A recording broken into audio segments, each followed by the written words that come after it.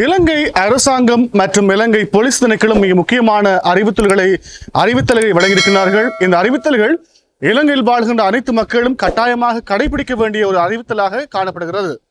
இந்த அறிவுறுத்தல் என்ன என்பது தொடர்பிலே உங்களுக்கு ஒரு கேள்வி இருக்கும். அந்த கேள்விக்கான பதிலையும் நாங்களே தருகிறோம். வணக்கம் லங்காஃபோ ஊடகர்களே, மற்றும் ஒரு காணொலி ஊடாக உங்களை சந்திப்பதிலே நாம் மகிழ்வடைகிறோம். இலங்கையிலே அண்மை காலமாக இடம்பெறுகின்ற போக்குவரத்து குற்றங்கள், குறிப்பாக வீதி விபத்துக்கள் காரணமாக பல உயிர்கள் அநியாயமாக காவு கொள்ளப்படுகின்றன.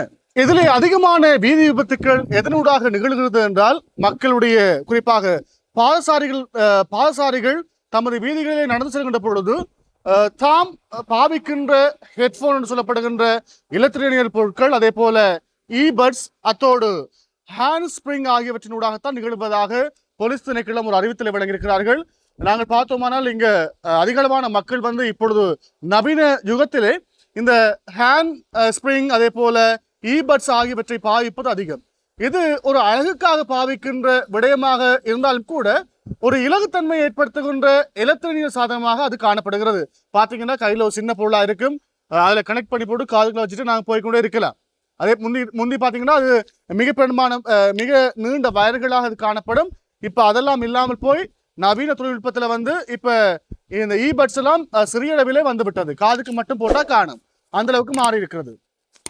இந்த பாவனை இலங்கையிலே பாதசாரிகள் மத்தியிலே அதிகரித்திருக்கிறது. இந்த அதிகரிப்பு என்பது பாரி விபத்துக்களுக்கு வழிவகை செய்துள்ளதாக இலங்கை போலீஸ் திணைக்களம் அறிவித்திருக்கிறார்கள். பார்த்தீங்கன்னா வீதியில் செல்கின்ற மக்களே மிக அவதானம் என்றால், உங்களுக்கு தொலைபேசிக்கு இந்த இபட்ஸை பயன்படுத்துகிறார்கள். அதே போல பாடல்கள் கேட்பதற்காக இந்த இபட்ஸ் பயன்படுத்தப்படுகிறது. அதே போல ஹெட்போன்ஸ் பயன்படுத்தப்படுகின்றன. இவற்றின் ஊடாகத்தான் இந்த விபத்துக்கள் நேர்ந்து கொண்டிருக்கின்றன.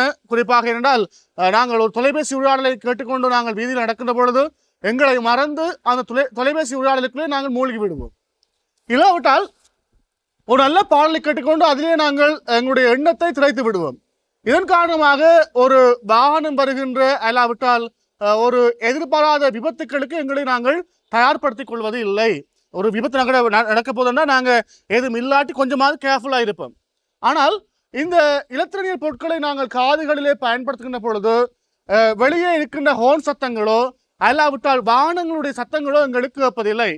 பெரும்பாலான பார்த்தீங்கன்னா இந்த பாதசாரி கடவைகளில் கடக்கும் போது வாகனம் நிற்கிற போது தங்களை மறந்து தொலைபேசியில் அவர்கள் இயர்பட்ஸை போட்டு கழிச்சு கொண்டு போவார்கள். ஆனால் சில வேளைகளில் வர்ற வாகனம் பிரேக் இல்லாமல் சடன்லியாக பிரேக் இல்லாமல் போனாலோ அல்லாவிட்டால் ஏதேனும் இயந்திர கோளாறு காரணமாக பிரச்சனை ஏற்பட்டாலோ அவர்கள் இருபக்கம் கவனிக்காமல் தொலைபேசி உரையாடல் போகிற பொழுது அது மிகப்பெரிய விபத்தை ஏற்படுத்தும். எனவே விபத்து என்பது எதிர்பாராத விதமாக இடம்பெறுகிற ஒரு சம்பவம். எனவே இலங்கையில் வாழ்ந்த மக்களே மிக உஷாராக இருங்கள். நீங்கள் இந்த இபட்ஸ் அதே போல அந்த ஹேண்ட் செட் ஆகியவற்றை நீங்கள் பயன்படுத்துகின்ற பொழுது மிக கவனமாக இருங்கள். அதே போல ஹேண்ட் ஸ்பிரிங் பயன்படுத்துகின்ற பொழுது கவனமாக இருங்கள். அதே போல மிக மிக மிக அவதானமாக செய்ய என்றால் போலீசார் உங்களை கண்காணிக்க ஆரம்பித்திருக்கிறார்கள். நீங்கள் அவ்வாறு பயன்படுத்துவதை கண்டுபிடித்தால் உங்களை போலீஸ் திணைக்களம் கைது செய்வார்கள். கைது செய்து உங்களை நீதிமன்றத்திலே ஆஜர்படுத்துவார்கள் என்ற விடயத்தை இலங்கை மக்களுக்கு இந்த தகவலை நாங்கள் வழங்குகிறோம். அதே போல நாங்கள் பார்த்தோமானால் இலங்கையிலே குறிப்பாக ஜனவரி மாதம் 1ஆம் தேதி தொடக்கம் ஜூன் மாதம் 16ஆம் தேதி வரையான காலப்பகுதியிலே இலங்கையிலே 1297 மரணங்கள் நிகழ்ந்திருக்கின்றன. இது வெறும் எண்ணிக்கை மாத்திரமல்ல, இது ஒரு குடும்பத்தை சார்ந்த வாழ்க்கை முறை. குறிப்பாக ஒரு குடும்பம் பாதிக்கப்பட்டிருக்கும், குடும்பத்தோடு சேர்ந்து ஒரு சமூகம் பாதிக்கப்பட்டிருக்கும். எனவே அன்பார்ந்த மக்களே, இந்த வீதி விபத்துக்கள் தவிர்க்க வேண்டுமானால் இலங்கை அரசாங்கம் குறிப்பிடுகின்ற நடைமுறைகளை நீங்கள் முழுவதுமாக கைக்கொள்ளுமாறு உங்களை இந்த வேளையிலே அன்போடு வேண்டிக் கொள்கின்றோம். இலங்கையுடைய போக்குவரத்து விதிமுறைகளை கடைபிடியுங்கள், சட்டங்களை கடைபிடியுங்கள். அதே போல வீதி சமிஞ்சங்களை கடைபிடியுங்கள். புதிய நடைமுறைகள் கொண்டு வரப்படுகின்றன வீதி சட்டங்களாக.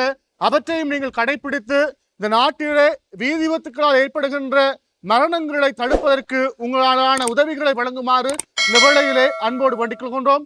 இந்த தகவல்களை பாடசாலை மட்டும் சரி, அல்லாவிட்டால் இங்கு பல்கலைக்கழக மாணவர்கள் இருக்கிறார்கள், பல்கலைக்கழக மாணவர்கள் என்றாலும் சரி, அதே போல வீதிகளை பயன்படுத்துகின்ற அனைவரும் இவற்றை பின்பற்றுமாறு நாங்கள் வேண்டுகிறோம்.